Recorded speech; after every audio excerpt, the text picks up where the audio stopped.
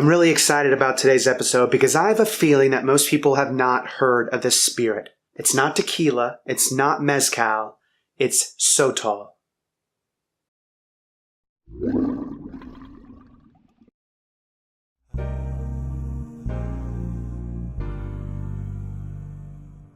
Sotol is both a plant and distilled spirit, made from Dasylirion Wheeleri, also known as the desert spoon. Despite having a fair amount in common, Sotol is actually in a different plant family than agave is. This large, stemmed succulent grows on the Mexican-American border, specifically in the northern Mexican states of Chihuahua, Durango, and Coahuila. The plant can also be found in parts of Arizona, New Mexico, and Texas. The spirit has a Mexican denomination of origin, which is to say, it can only be made in certain Mexican states with certain production methods to be labeled Sotol. While there are definitely similarities between mezcal, tequila, and Sotol, one important thing to note is that Sotol is incredibly terroir driven. Where it is grown will have a great impact on the final characteristics of the spirit.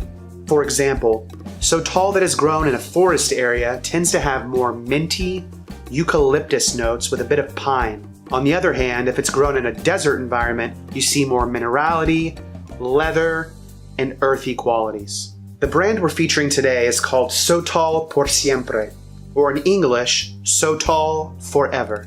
This is a small batch distillery located in the tiny town of Llanos, nestled within the heart of Chihuahua, a northern state in Mexico. This particular distillery roasts their piñas, which are the hearts of the agave, underground in these earthen pits. They cover it up so that the smoke stays retained in that pit, and it takes on qualities like a lot of mezcals have. When the piñas are finished roasting, they're hand chopped with big axes, fermented, and distilled twice in a copper alembic pot. But enough jibber jabber, I want to try this spirit.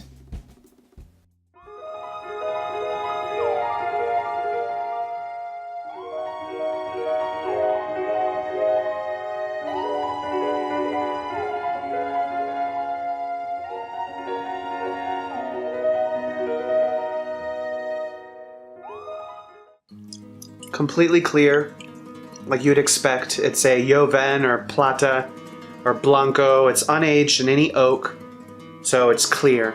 This is a very good representation of what Sotol can taste like at the rudimentary level, without any outside flavorings, which is great, and it's perfect for this episode. And I want to say before I taste it, I had this one time, but I was already shithouse drunk when I was in Asheville on my honeymoon with Lauren. So I really don't remember what it tastes like, to be quite honest. And this is the first pour I've gotten from the bottle. So this is live. There's no premeditation involved. We're gonna see what it tastes like straight off the bat. Raw dog. A lot of kind of charred wood with burning flowers. Musky, bold. It's definitely reminiscent of a tequila and mezcal, but it just has this kind of earthy, almost, it really does kind of have a leather quality. Like you walked in a leather shop and then walked out, and just the faint smell that's still sticking in there, that's kind of what it reminds me of. It's not as pronounced leather as you'd expect, but it's there, just kind of in the undertone of all those smoky herbal characteristics. Yeah, it smells savory. Kind of reminds me of Scotch, sort of, like a really heavily peated Islay Scotch. Well, let's give it a try.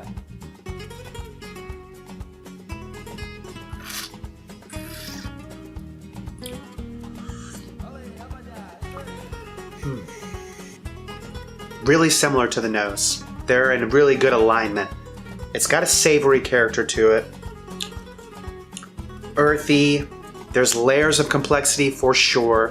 When it first hit, you got a bit of sweetness from it, but that faded away into much more stone and earth and wood, bit of smoke, kind of a lifting sensation in the back, almost herbaceous quality. I don't want to call it mint though, but there's a sensational effect in the back of my mouth that is kind of reminiscent of an herb like mint. But it's very bold, very, man, savory. Actually, you know what? It kind of reminds me of sake too. I mean, very interesting, very different from just a run-of-the-mill Blanco tequila or Joven Mezcal. This has great depth of flavor. I can see how the terroir would be showing in this. From the earthen pits where they cook the agave hearts to, in this case, in Chihuahua, it's a desert growing area, so there's a lot of those characteristics that I mentioned of just kind of earth and mint and minerality. That's all there, but because of the smoking process they use, I get more savoriness from it also than just earth and the herbaceousness. It's a challenging spirit in a good way. I would definitely not recommend this for someone new to drinking, new to any kind of agave spirit. Even though this isn't agave, there are definitely similarities, but it's very robust and it's a bit punchy and it's a bit savory. I would say I wouldn't approach this drink neat unless you're comfortable with Islay scotches, tequilas, and mezcals, because this really is like a blend of those three categories. Savory, smoky, earthy, herbaceous, layered, big, full, complex, no caramel really, definitely herbal, lots of floral notes, but yes, it is not going to be for everyone. I really enjoy this. I think though, I may enjoy it more with a rock. I have a feeling that it may temper some of those more punchy notes. And I'd be curious to see how this performs in a typical tequila cocktail, like a specifically a Paloma. I think a Paloma with a bit of grapefruit and lime juice would really wake this up and make it pop. I have to say though that I love spirits like this that are incredibly regional and small batch, unheard of, and just have a lot of unique characteristics. This is very special. It is unlike pretty much anything that I've ever had, and that it combines those categories that I mentioned before. It's absolutely worth trying if you can get your hands on it. I think that Sotol Por Siempre is probably the most commonly available Sotol in the United States. There's one more, Sotol Hacienda, I think it's called, that probably is its rival in terms of widespreadness. But there just are very few commercial examples of this style of spirit. I highly recommend get your hands on it, give it a try. Otherwise, thank you so much for watching. I hope you learned something new. I did. I'll see you next week. Cheers.